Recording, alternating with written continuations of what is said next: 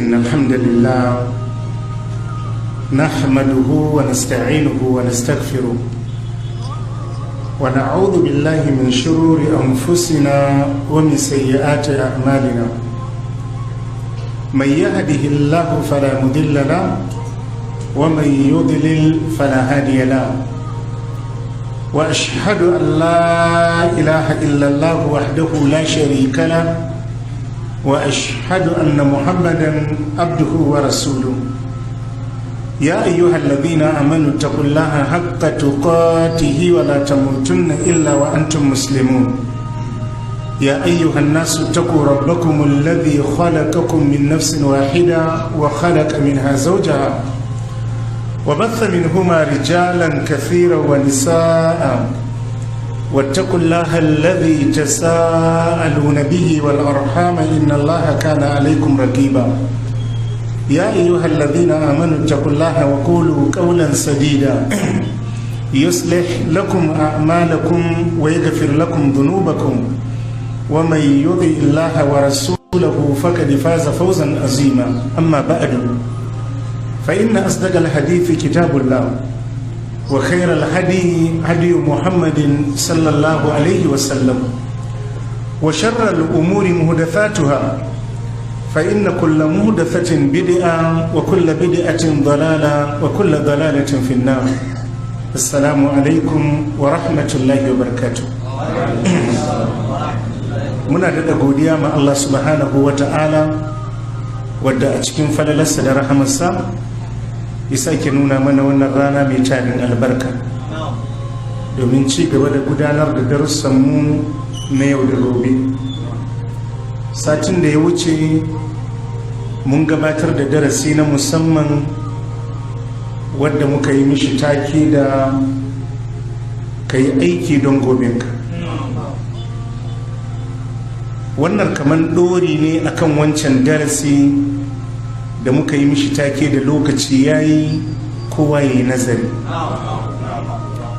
Ita rayuwa tana bukatar nazari. Duk abin da mutum ke yi yana bukatar ya yi nazari. Duk abin da ya kamata ka yi idan lokacinsa ya yi ba ka yi ba, to sai ya zama duk lokacin da ka tashi yin wannan abun za ka samu tasgaro wajen aiwatar da shi.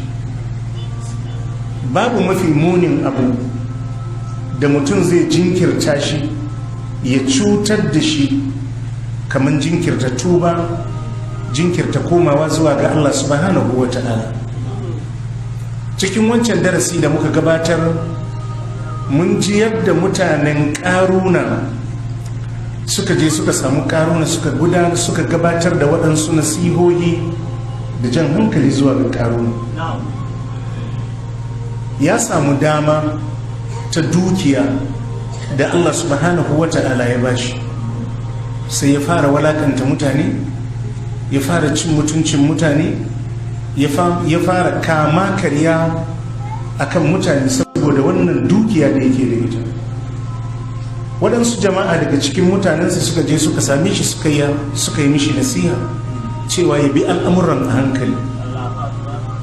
Mun yi karatu da kuma darussan da kissan ƙaruna take ɗauke da shi a taƙaice. Kowane mutum ya yi ƙoƙari ya yi amfani da damarsa tun lokacin da damar za ta yi mishi amfani.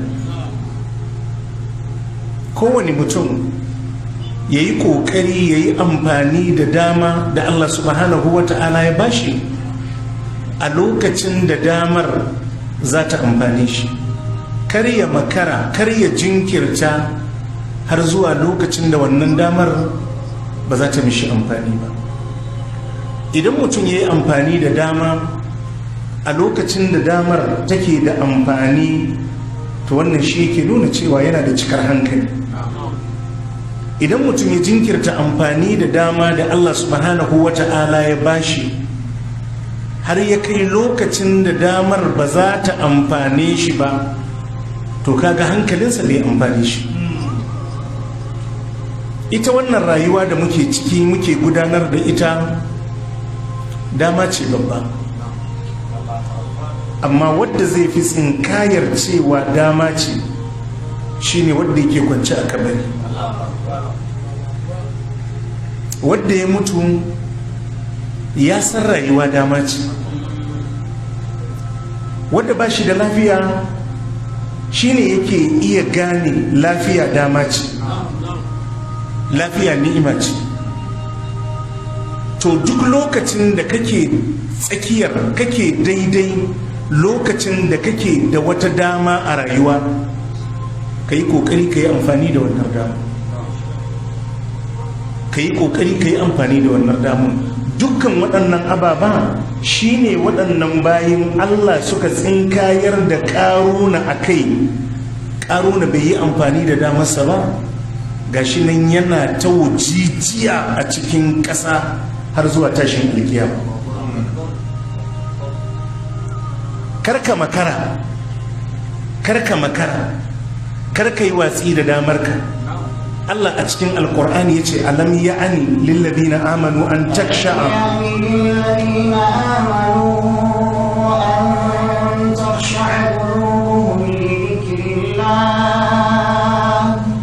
لذكر الله وما نزل من الحق ولا يكونوا كالذين أوتوا الكتاب من قبل فطال عليهم الأمد فقست قلوبهم وكثير منهم فاسقون. الله مدوكاكين سركي يتي ألم يعني للذين آمنوا الله يتي أشي لوكتي بيبا موطن سكي إيماني دا الله أن تخشع قلوبهم لذكر الله زكاتنسو سوچكد صورن الله سكسكنتا ما أنبتن الله ما وحي دا الله سبحانه وتعالى wa ma nazala min alhaqi da abinda ya sauka na gaskiya shine alqur'ani da sunna.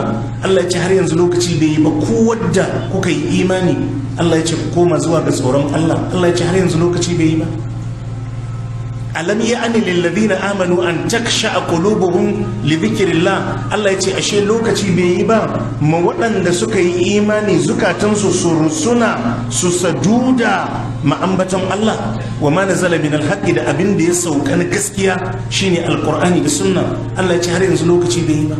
Abin da ka sa a gaba na barna, abin da ka sa a gaba na laifuffuka, sabon Allah, watsi da addini, runguman duniya, Allah ya ce har yanzu lokaci bai yi ba da za ka koma zuwa ga Allah.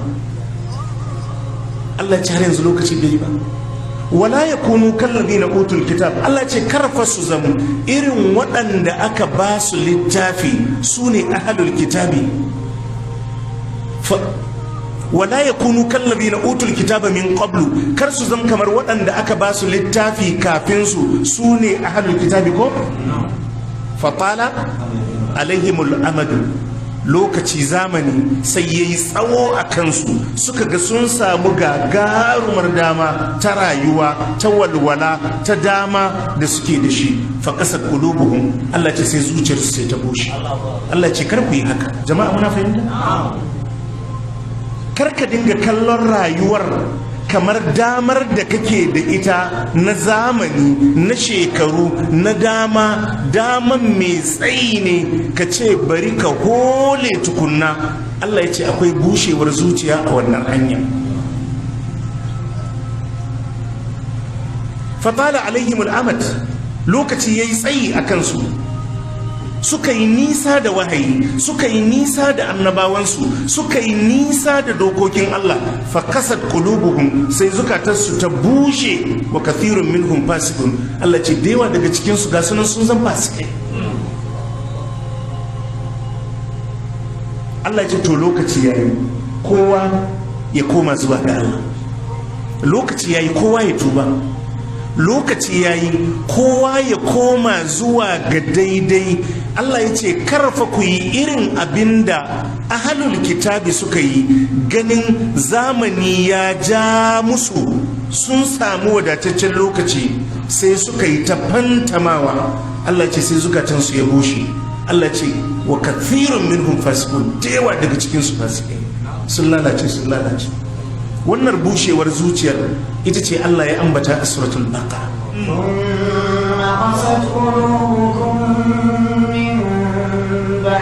ذلك فهي كالحجارة أو أشد قسوة وإن من الحجارة لما يتفجر منه الأنهار وإن منها لما يشقق فيخرج منه الماء وإن منها لما يهبط من خشية الله وما الله بغافل عما تعملون. Allah ya ce thumma kasat qulubukum min ba'di zalika. Allah ya ce sai zuciyarku ta bushe bayan duk abin da ya faru a bayan nan. Allah ya bada labarin banu Isra'il da yadda suka ƙetare iyakokin Allah, yadda ya turo musu annabawa da manzanni, yadda suka bijire suka kangare. thumma kasat qulubukum min ba'di zalika, sannan sai zuciyarku ta bushe bayan duk waɗannan abubuwa da Allah ya ambata. Fahiya kal hijara, Allah ce sai zukatanku ta zama kamar dutse. Au ashaddu kaswa, au dinnan bi ma'ana wa ashaddu kaswa. Allah ce zuciyarku ta fi dutse bushewa. Jama'a muna ji? Idan zuciyar bawa ta bushe, to tana ɗauki da kowane irin sharri da fitina a kansa. Duk abu yana daga cikin alamar bushewar zuciya shine duk wani sako idan na Allah ne sai kaga zuciyar ranka na ɓaci, baka jin daɗin a faɗa, baya maka daɗi. Ta wannan alamar zuciya ta shiga mummunan yanayi. Su waɗanda suke da imani a ransu ko laifuffukansu ake ambatawa sai zuciyar ta dinga kaɗuwa, ta dinga kaɗuwa, ta dinga kaɗuwa, ga mutum ya koma yana kuka.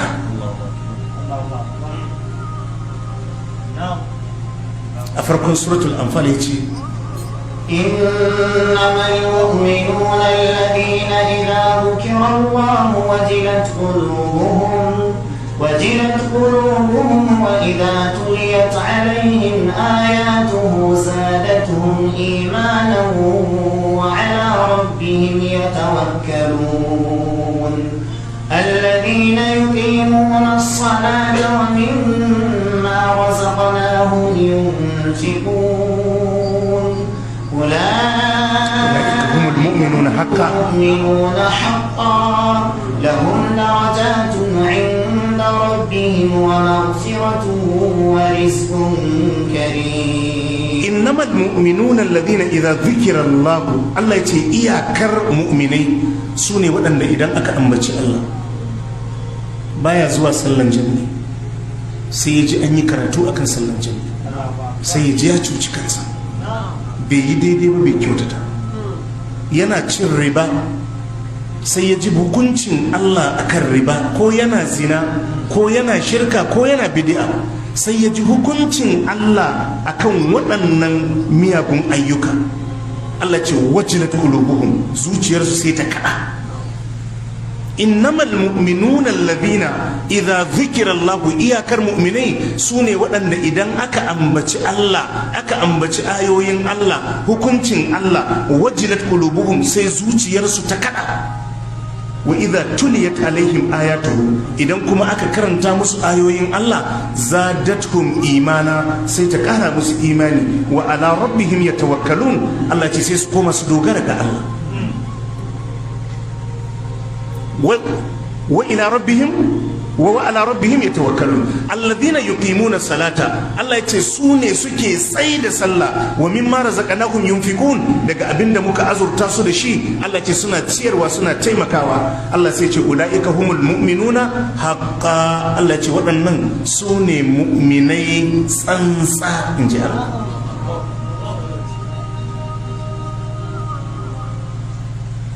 Amma waɗanda zuciyarsu ta bushe, wa idza dhukira Allah wahdahu ma'azzat qulubul ladina la yu'minuna bil akhirah,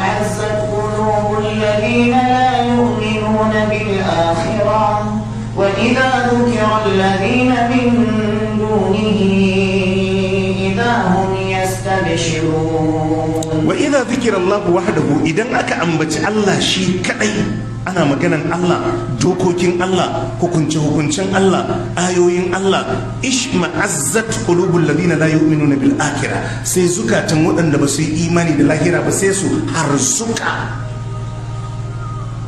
ran su yi baci, ko komai sai kun kawo maganan addini a ciki. Wanda ya faɗi haka ba ya ji haushi ba ne? ishma'azzat qulubul ladina la yu'minuna bil akhirah wa idha dhukira alladhina min dunihi, amma in ana ambaton wani koma bayan Allah, in ba Allah ake magana ba, idza kum yastabshirun, duk ta inda ka hango su a farin ciki da ka gansu.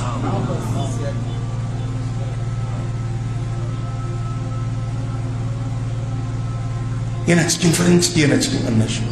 To Allah sai ya ce mai Yahudawa, thumma kasat qulubukum min ba'di zalika fa hiya kal hijara, zukatanku sun bushe kamar duwatsu, aw ashaddu kaswa, ai zukatanku ma sun fi duwatsu bushewa. Kamar wani ne ya ce Allah yayi za a yi zuciya ta bushe har ta fi dutse bushewa, sai ce wa inna min al hijarati lama ya tafajjaru minhu al-anhar, ai daga cikin duwatsu akwai wadda koramai ke gudana a cikinsu, dutse ne amma da ga ruwa na kulkulowa, alkhairi na fitowa ko bai fitowa. Duk karfin dutsen ina dai an samu dan sarari da wani abu mai amfani zai fito. wa inna minha lama yashaqqaqu fayakhruju minhu alma, Allah ya ce daga cikin duwatsu akwai wanda yake tsagewa ruwa ya fito. wa inna minha lama yahbitu min khashyatillah, akwai wanda kan balle ya fado kasa saboda tsoron Allah. wa mallahu bighafilin amma ta'malu, Allah ya ce duwatsu ba su kai zukatan ku bushewa ba, in ji Allah. To Allah sai ya ce mana kar mu yi wasa da dama na lokaci da zamani da rarar lokaci da ya bamu, zukatanmu su zo su bushe kamar yadda waɗanda suka gabace mu zukatansu ya bushe. Jama'a muna fahimta? Duk abin da kake yi a rayuwa lokaci yayi ka gyara, lokaci yayi ka gyara. Duk abin da kake yi a rayuwa ka gyara. Lokaci yayi ka zauna ka yi nazari, wai rayuwar duniyar nan me kake nema? Duk abin da kake neman ka daga ido ka kalli wanda ya samu abun, sai ka dauki wa'azi a gunsa. In kana so hankalinka kama kanka fara da kanka, duk abin da ka dukufa ba dare ba rana har yake dauke maka hankali, ka tsaya ka kalli wanda ya samu abin da kai kake nema. Haka ne ko haka? Idan wata takarda kake nema, to masu irin takardan a anguwanku ko a garinku ga sunan rututu, to ka kalli me suka kulla. In dai wannan ne ya hana ka. Idan wani mukami kake nema, to ka kalli wanda yake kan kujeran da kake neman me ta kulla mishi, ka tsaya ka yi nazari. Idan wani jari kake, duk abin da kake nema, ka tsaya ka kalli wurare da yawa a Qur'ani Allah kan ja hankalinmu da wadda suka gabace mu akan wannan tafiya. Ai yanzu Karuna a karatunmu na ranar Laraba, ai abin da ya ce dukiyarsa iliminsa ne ya bashi. قال إنما أوتيته على علم عندي. Allah sai ya ce awalam ya alam. أولم يعلم أن الله قد أهلك من قبله من القرون من هو أشد منه قوة وأكثر جمعا. Lokacin da aka mai nasiha dukiyarsa ya nemi lahira da ita. Wabtaki fi ma ataka Allahu daral akhirah, ka nemi lahira da kudinka. Wala tansa nasibaka min ad-dunya, kuma ba a hana ka kai amfani da dukiyarka ka mori ka son ka na duniya ba. Wa ahsin kama ahsana Allah ilai, ka kyautata wa bayin Allah da dukiyarka yadda Allah ya ma goma ta arziki. Kada sai ce innama utituhu ala ilmin indi, kuna ta magana kuna cewa wani Allah ya mun ni fa kwarewa ta a harkar kasuwanci da sanin da ilimi na tattalin arziki yasa aka ban wannan dukiyar. Allah sai ce awalam ya alam anna Allah kad ahlaka ko min qablihi min alquruni man huwa ashaddu minhu quwwatan wa aktharu jam'a. Allah sai ya kawo mishi wanda suka gabace shi, wanda suka fi shi kuɗi, Allah sai ya buga mishi misali da su. Jama'a mun fahimta? To duk lokacin da kake so ka ɗauki izna, ka kalli wadda suka gabace ka akan layinka,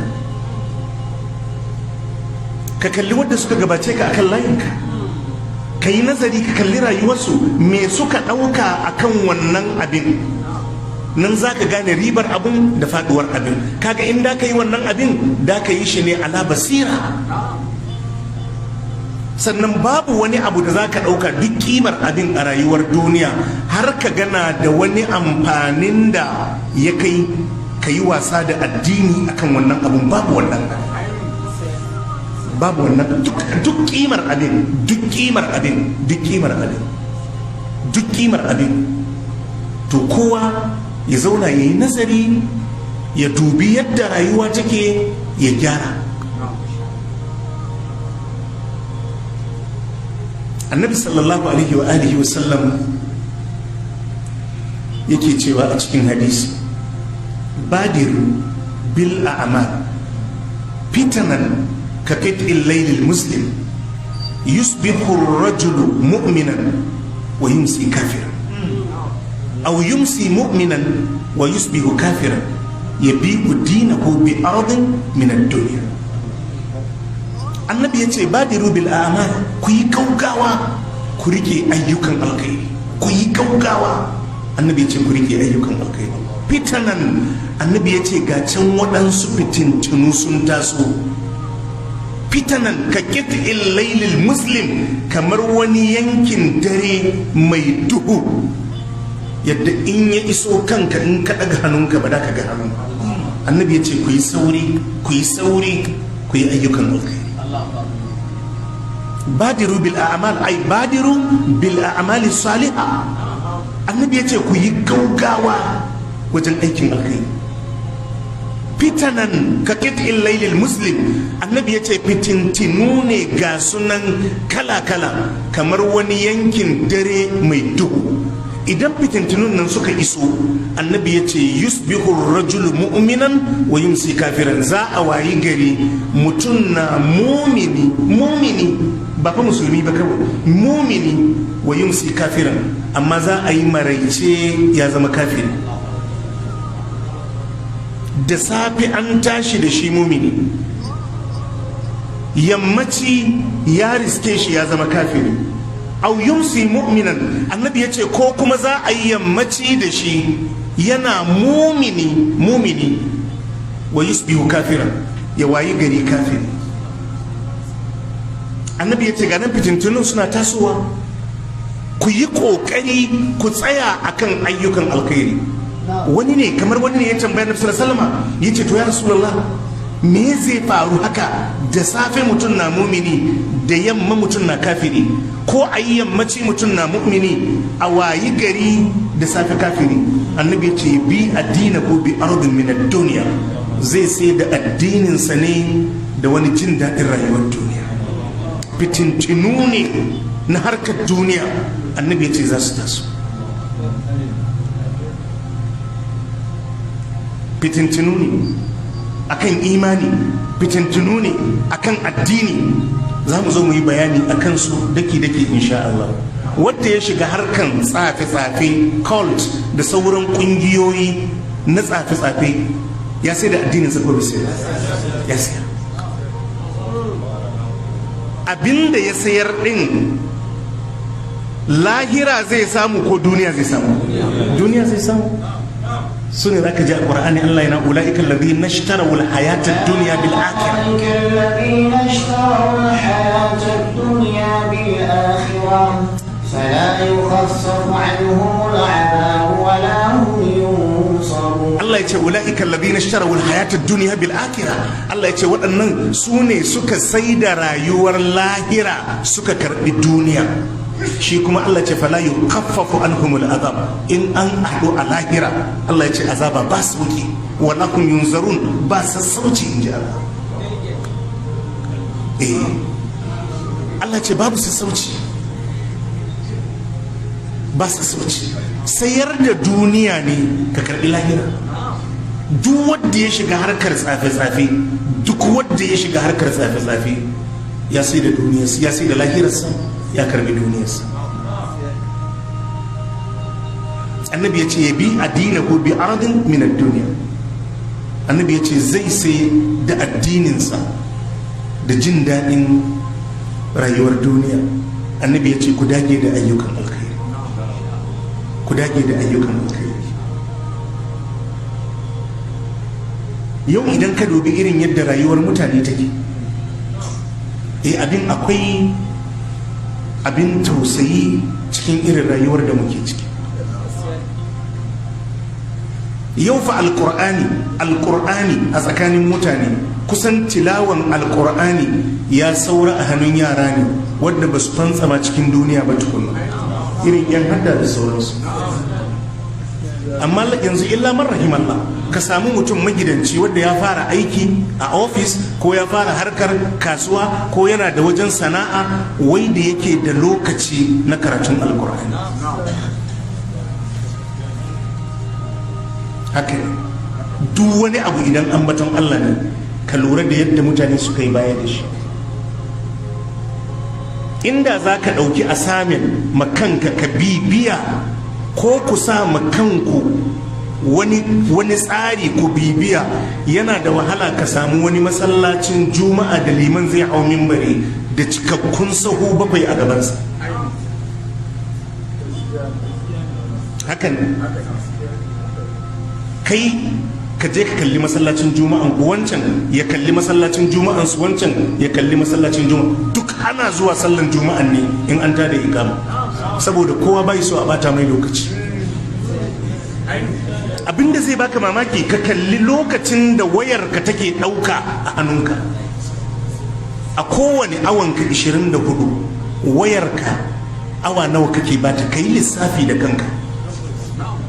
Idan ka rike wayan kai danne-dannen da duk za ka yi, inda ka sauka ka kirga minti nawa ka yi, wannan ka ɗauki asamin makanka don ka yi faɗa makanka. Idan ka sake hawa ka kirga minti nawa ka yi, a awanka 24 ka kirga awa nawa wayar ka ta ci a lokacinka.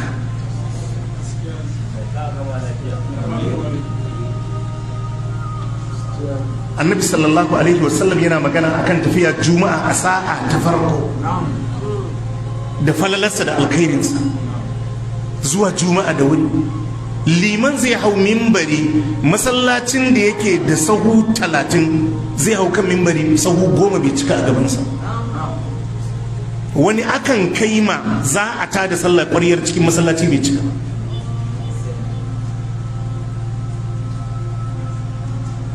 Waɗansu sukan zo masallacin juma'a su ƙaraso masallacin su ji hudubar, za su tsaya daga can gefe suna hira, sai sun ji an tada iƙama su zo su shimfiɗa abinda za su shimfiɗa, su yi sallan su tashi su tafi. Haka ne ko ba haka?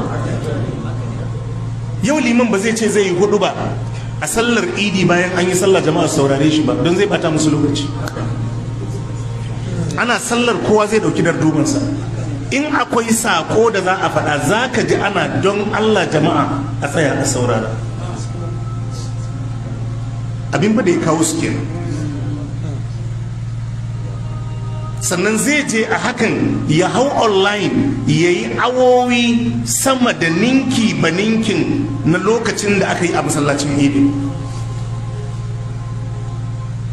Annabi ya ce ba da rubil amal, ka ba ma alkur'ani lokaci, ka dinga lura da imaninka, ka dinga lura da imaninka. Akwai abubuwa da suke bata imani, akwai abubuwa da suke rage imani. Ka lura da ikhlasinka yin abubuwanka don Allah. Annabi ya ce ku yi sauri ku rike ayyukan alkhairi, ga fitintunu suna zuwa. Annabi ya ce fitintunu suna zuwa kamar wani yanki na dare mai duhu. Annabi ya ce za a wayi gari mutum na mu'mini, a yi maraice ya zama kafiri, ko a yi maraice da shi yana mumini, a wayi gari ya zama kafiri. Annabi ya ce ku rike ayyukan alkhairi, ku rike ayyukan alkhairi. Ka samar ma kanka tsari, abubuwan da suke bata imani, abubuwan da za su bata maka imani, abubuwan da za su rage ma imani, ka nisance su, ka nisance su. Sabon Allah yana rage imani, da'a ma Allah yana ƙara imani. Sannan waɗannan fitintunu gwargwadon tsayuwanka akan imani da aikin alkhairi to gwargwadon samun saukinka wajen su addabe ka, gwargwadon sakacinka game da imani da ayyukan kwarai to gwargwadon saukin su riske ka. Ashe kenan kaga rike ayyukan alkhairi kariya ne daga waɗannan fitintunu da yardan Allah.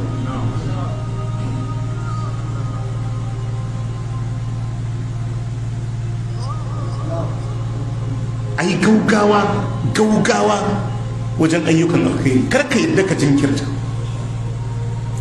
jinkirta duk abin da ya kamata ka yi na alkhairi wadda zai amfane ka duniyarka da lahirarka ka yi kokari ka. Allah a cikin alkur'ani ya ce wasari'u ila magfiratin min rabbikum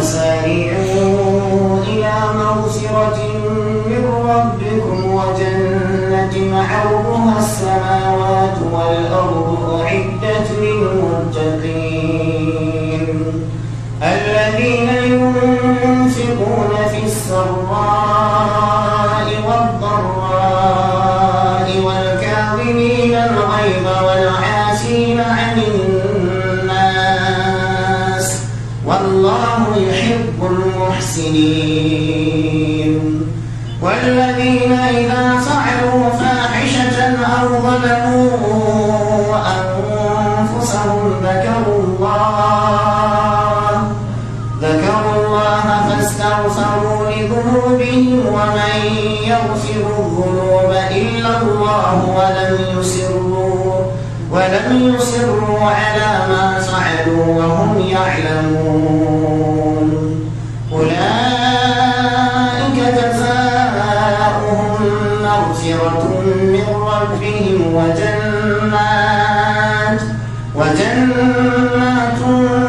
تجري من تحتها الأنهار خالدين فيها ونعم أجر العاملين ودخلت من قبلكم سنن فسيروا في الأرض فانظروا كيف كان عاقبة المكذبين. الله يجي وسارعوا إلى مغفرة من ربكم وجنات.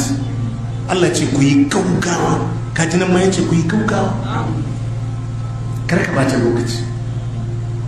Kana da hali da za ka gina masallaci ka yi sauri a je a share a fara ginin masallaci. In ka mutu ‘ya'yanka ba za su gina maka masallaci, ba za su gina maka masallaci. Idan kana da dama da za ka gina wata cibiya ta kula da marayu ka yi kokari ka yi, kuma Allah ya ce ka yi gaugawa ka yi duk wata dama da kake da ita ka yi sauri zuwa ga aikin alkhairi. Annabi ya ce badiru bil a'mal, ka yi sauri duk inda aikin alkhairi ya zo, haka da ka ji Allah na cewa ku yi sauri ku yi sauri ku yi sauri ku yi sauri ku yi. A can suratul hadid mace sabiqu ila maghfiratin min rabbikum wa jannatin 'arduha ka'ardi as-samaa'i wal ardi u'iddat lil ladina amanu billahi wa rusulihi dhalika fadlullahi yu'tihi man yasha' wallahu dhul fadlil 'azim. Nan ma Allah ya ce sabiqu ku yi rige-rige.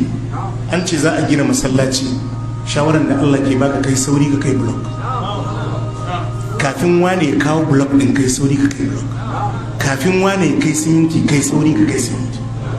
Allah ce ku yi sauri ku yi rige-rige. Idan ka riga kai ai ya wuce, ya wuce. wasari'u ila magfiratin min rabbikum. Allah ya ce ku yi gaugawa zuwa ga neman wata gafara daga ubangijinku. Wa jannatin, haka ne ko? Wa jannatin, da kuma wata aljanna, haka ne ko? Tajri min tahtiha al-anhar arduha as-samawati wal ardu, wadda fadin ta ya kai fadin samai da ƙasa. Allah ya ce ku yi gaugawa ga abin da za ku yi rige-rige. sari'u ila magfiratin min rabbikum wa jannatin arduha as-samawati wal ardu. Allah yace ku yi gaugawa wajen neman gafara a wajen ubangiji. Karka jinkirta neman gafara, karka jinkirta tuba. Allah da kansa a Qur'ani ce kai sauri, wannan abin da kake ba kyau din Allah ya ce kai sauri ka nemi gafaran Allah, kai sauri ka tuba, kai sauri ka tuba. Zaka ji ayoyin da za su zo a gaba wadda ba su yi saurin ba suna cewa Allah a jinkirta mana mutu ba haka fir'auna yi ba. Ire-irensa suna nan da yawa. To yanzu Allah ya ce ka yi gaugawa ka tuba ka nemi gafaran Allah. In ka yi gaugawa ka tuba ka nemi gafaran Allah, za ka yi farin cikin haɗuwa da Allah. Idan ka jinkirta za ka yi dana sani. wasari'u ila magfiratin min rabbikum wa jannatin. Allah ya ce ku yi gaugawa neman gafara daga wajen ubangijinku da kuma neman aljanna. Allah ya ce ku yi gaugawan neman aljanna, ku yi gaugawa, ku yi gaugawa. Allah ya ce ku nemi aljanna, ku yi gaugawa ku nemi aljanna.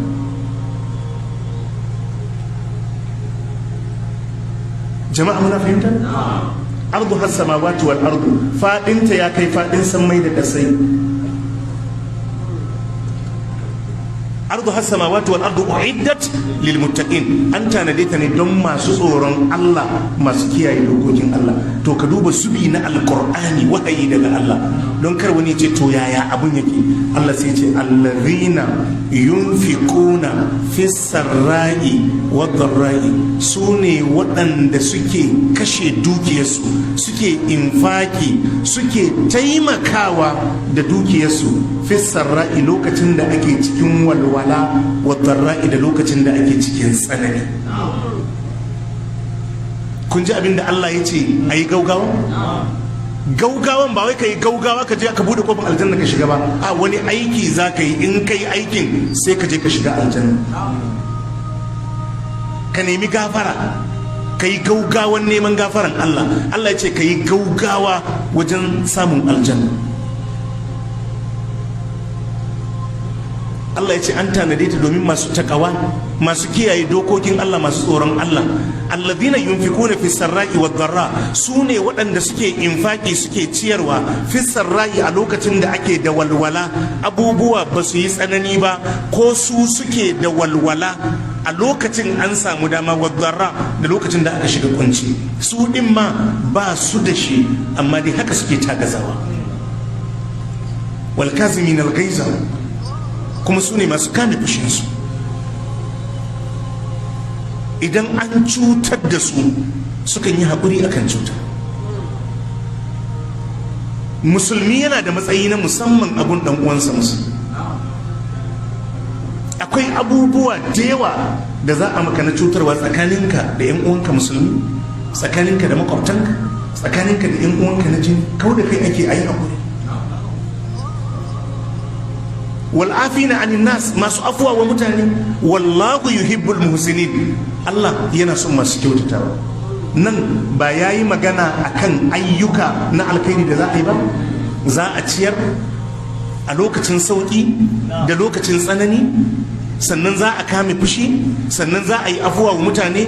To mataki na biyu kuma sai ce wallazina idza fa'alu fahishatan, shine ma'anar wasari'u ila magfiratin min rabbikum.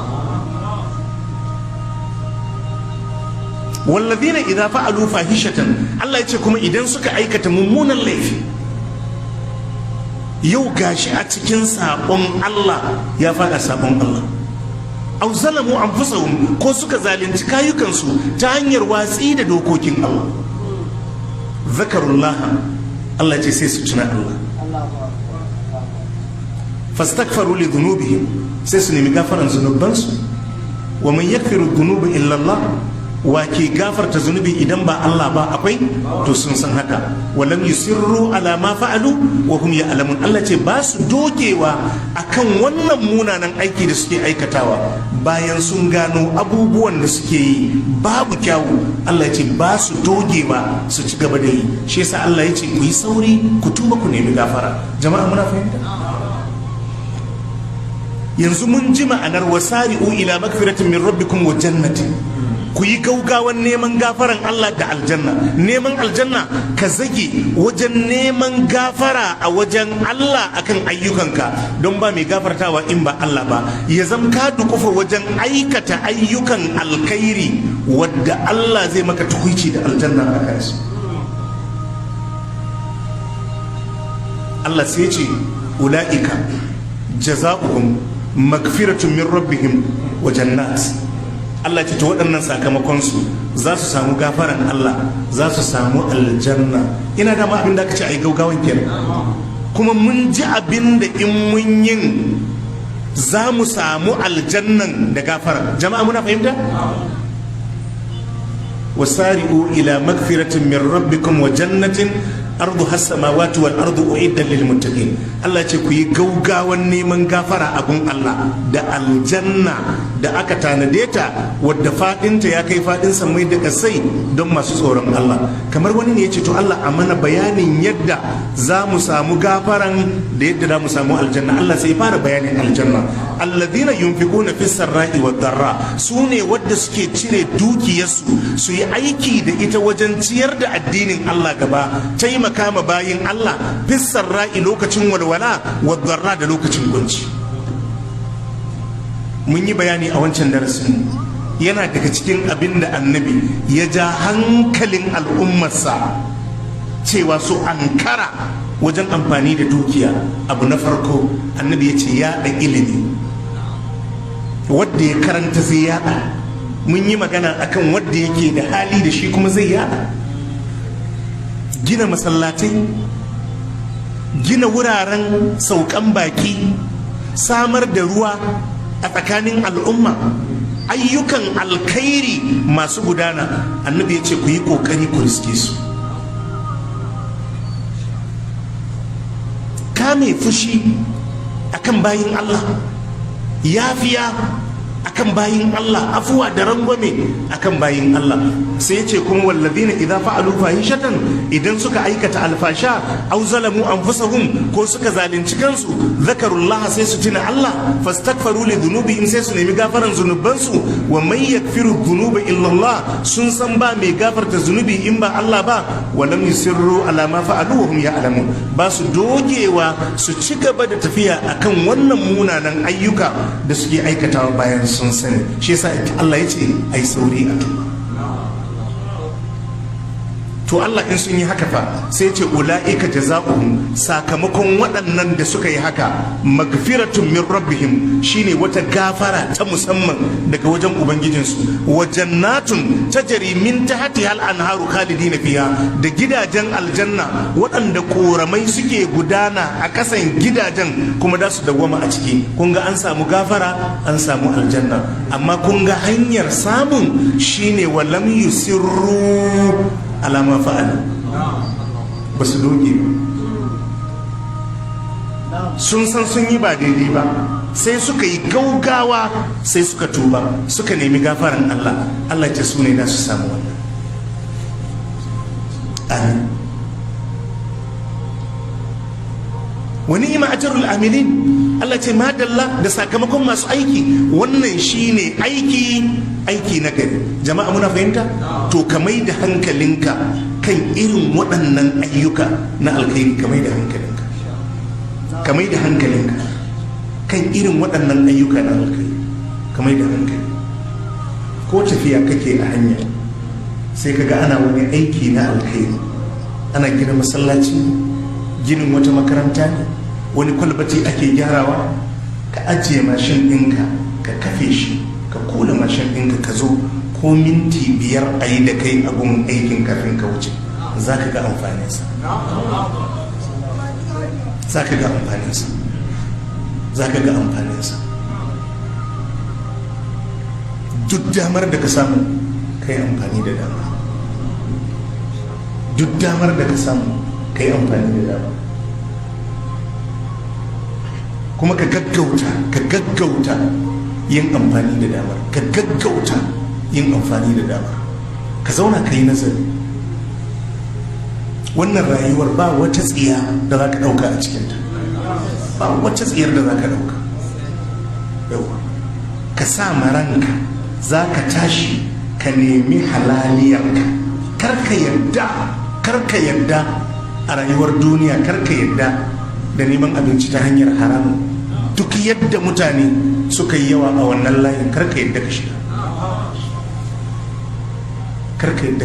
Duk yadda ka ga mutane sun yi yawa a wannan layin, karka yadda ka shiga.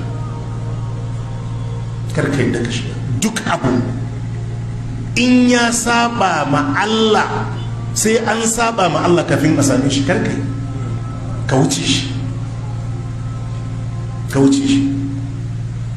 Akwai jarrabawa manya-manya a gaba gare ka, karka yadda ka rayu da abin da Allah ya baka. Haka annabi ya ce, warda bima qasama Allahu lak takun aknan nas. Ka gamsu da kason da Allah ya kasa ya baka, zaka zama mafi wadatar mutane. Abin da Allah ya sauƙaƙe maka a rayuwa, ka gudanar da rayuwarka a kansa.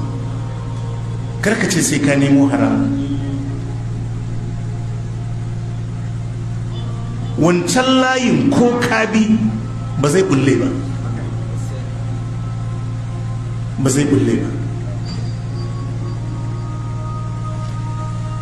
Allah a cikin alƙur'ani yake cewa, قل يا عبادي الذين أسرفوا على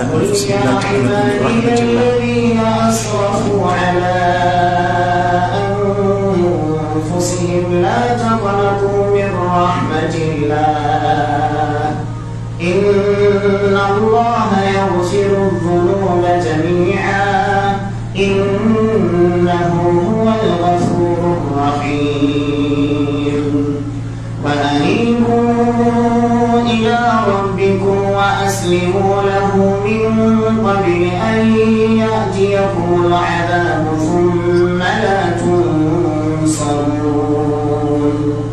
واتبعوا أحسن ما أنزل إليكم من ربكم من قبل أن يأتيكم العذاب بغتة وأنتم لا تشعرون أن تقول نفس يا حسرة على ما فرطت في جنب الله وإن كنت لمن الساخرين أو تقول لو أن الله هداني لكنت من المتقين أو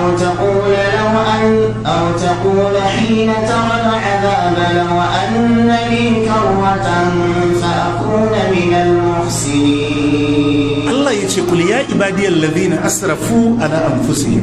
الله يقول يا كوباينا wadda suka yi mummunan barna makayukansu la taqnatu min rahmatillah. Allah ya ce kar ku ɗebi tsammani daga rahama. Allahu akbar.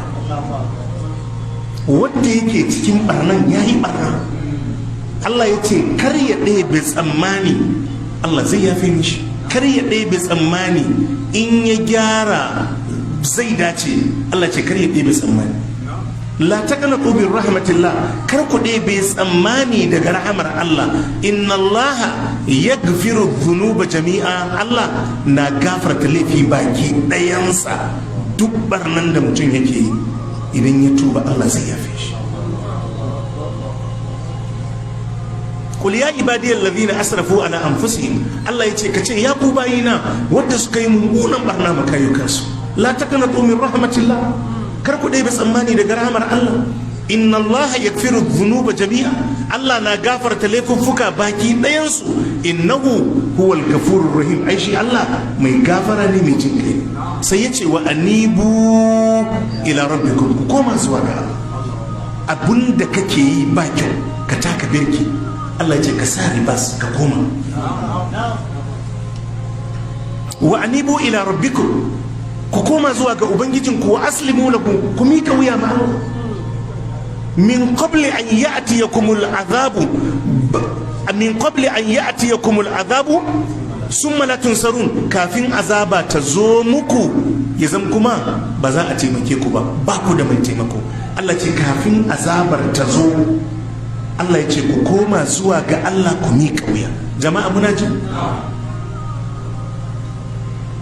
wattabi'u ahsana ma unzila ilaykum min rabbikum, ku bi mafi kyan abinda aka saukar muku daga ubangijinku shine alqur'ani da sunna. min qabli an ya'tiyakum al'adabu bagatatan wa antum la tash'urun, kafin azaba ta zo muku kwatsam Allah ya ce ba ku ankara da zuwan ta ba. Allah ya ce ku yi sauri ku gyara. an taqula nafsu ya hasrata ala ma farratu fi jambillah, saboda gudun kar wata rai ta zo tana cewa ya kai tona ya nadama ta alama farratu fi jambillah, haka ne ko akan abin da na yi sakacinsa a bangaren ubangiji na yi wasa da sallah, na yi wasa da imani, na yi wasa da addini, na yi wasa da hakkokin Allah. Allah ya ce kafin haka ya faru Allah ya ce kai sauri ka gyara, kai sauri ka gyara, kai sauri ka gyara, kai sauri ka gyara.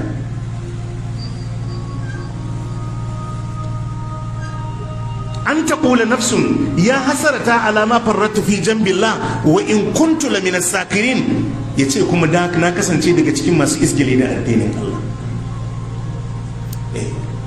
A duniya ba abin da ya sa a gaban da duniyarsa.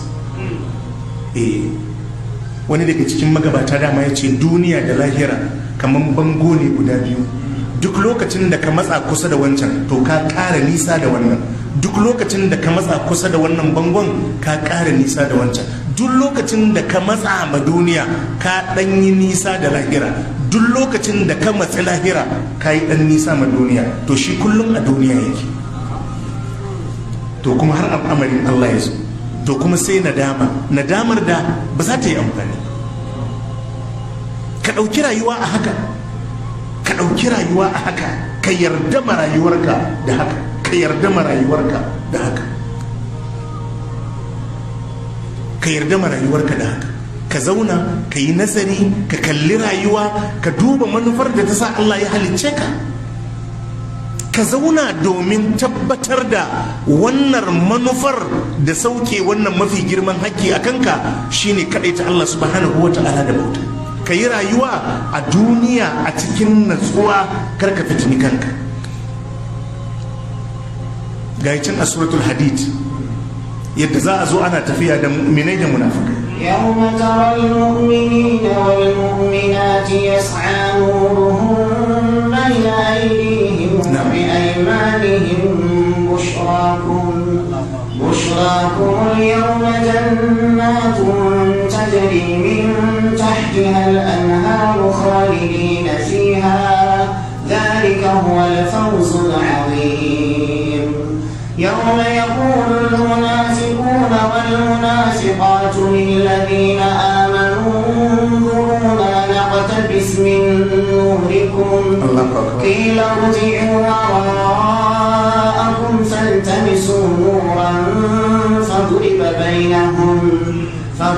بينهم بسور له باب باطنه فيه الرحمة وظاهره من قبله العذاب ينادونهم ألم نكن معكم قالوا بلى ولكنكم فتنتم أنفسكم وتربصتم وارتبتم وغرتكم الأماني حتى جاء أمر الله وغركم بالله الغرور. Idan aka yi tashin alkiyama mu'minai suna tafiya a bisa haskensu da Allah subhanahu wa ta'ala ya basu.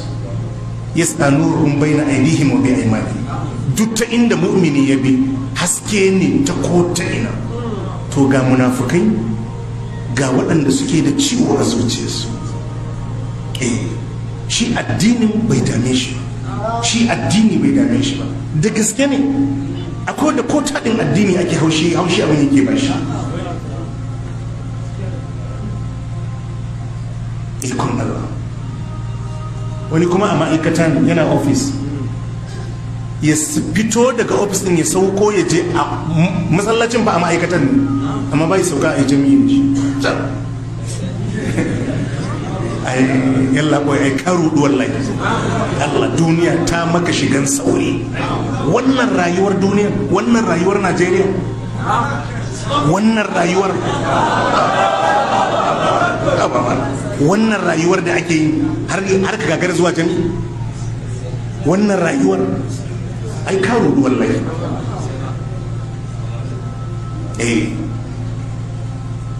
Allah ya samu dace, Allah kuma ya shirya da mu, ya dora mu akan tafarki madaidaici, Allah ya tabbatar da digadigan mu akan imani. Munafukai suna tafiya su kuma a cikin duhu, ba sa ganin gabansu, to sai su ga waɗanda suka sani wadda suka rayu da su a duniya. Yunadunakum alam nakum ma'akum, tawa ne ba tare da ku muke a duniya ba, ma'aikatar mu daya, kasuwar mu daya, makarantar mu daya, anguwan mu daya, komai tare muke yi. Kalubala sai su ce haka ne ɗaya, walakinnakum fatantum anfusakum, kun fitini kanku a duniya ne, kun fitini kanku, walakinnakum fatantum anfusakum, fitinan kai a rayuwa. Wata rabbastun, kun yi dako ku ga me zai faru akan mumini. Wartabtum, kun yi kokonto da shakka akan musulunci da imani. Wa garratkumul amani hatta ja amrullah, burin duniya ya ruɗe ku, burace burace a kulla kaza, da ayi kaza, da ayi kaza, hatta ja amrullah. Haka ne, ana rabuwa da shi kawai zabe ka ji inna lillahi wa inna ilaihi raji'un. Alhaji bani ya tafi shi kenan, labari ya canza. Yanzu kuma saura su munkari da nakiri, da Hausa ana ce mishi wala kiri.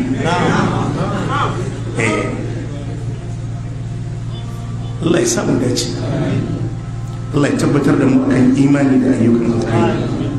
Saboda haka lokaci yayi, kowa ya nazari, ya gyara, ya dauki hanyar da ta dace. Ita rayuwar duniya ba binta ake yi ta bulle ba. Abinda Allah ya sauƙaƙe maka a rayuwar duniya ka gudanar da rayuwarka cikin nasuwa bisa hanya. Duk abinda Allah ya halatta maka tashi ka nema ka yi kazar-kazar domin ganin ka kare mutuncinka da addininka da iyalanka da kuma jama'arka. Amma kar ka ratsa hanya domin neman duniya. Dalilin zuwanka duniya kuma shine don ka kaɗaita Allah subhanahu wa ta'ala da bauta. Fa subhanaka Allahumma wa bihamdika ashhadu an la ilaha illa anta astaghfiruka